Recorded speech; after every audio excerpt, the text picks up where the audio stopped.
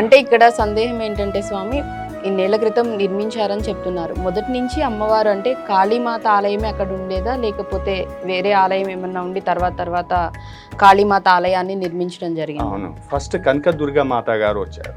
కనకదుర్గ మాత తల్లి వచ్చిన తర్వాత ఆది పరాశక్తి, నాగేశ్వరుడు, పంచముఖి హనుమాన్, అట్లా ఇంకా అవును ఇంకా ఉన్నాయి. కాళీమాత, మళ్ళీ కాలభైరవ్ ఉన్నారు మన దగ్గర, ఎల్లమ్మ రేణుక ఎల్లమ్మ ఉన్నారు, అట్లా శివుడు ఉన్నాడు, గణేశుడు ఉన్నారు, సుబ్రహ్మణ్యం స్వామి ఉన్నారు, ఇట్లా ఇంకా ఉన్నాయి.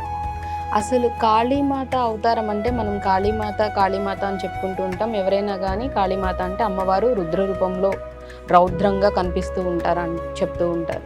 అసలు ఈ అవతారం ఎలా వచ్చింది? అమ్మ, ఇది 10 శక్తులను కలిపి ఒక శక్తి కాదు కాళీ, 10 శక్తులను కలిపి ఒక శక్తి అన్నమాట. మహిషాసురుని హరం చేయడానికి శక్తి అవతారం అయింది.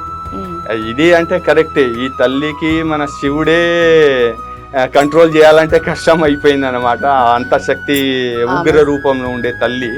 కానీ మనం పూజించే విధానం బట్టి ఉంటుంది. తల్లి చూడడానికే భయంకరంగా ఉంటుంది, కానీ మనసు పూర్తిగా తల్లిని మీరు ఆరాధిస్తే చాలా కోమలైన మనసు తల్లిది.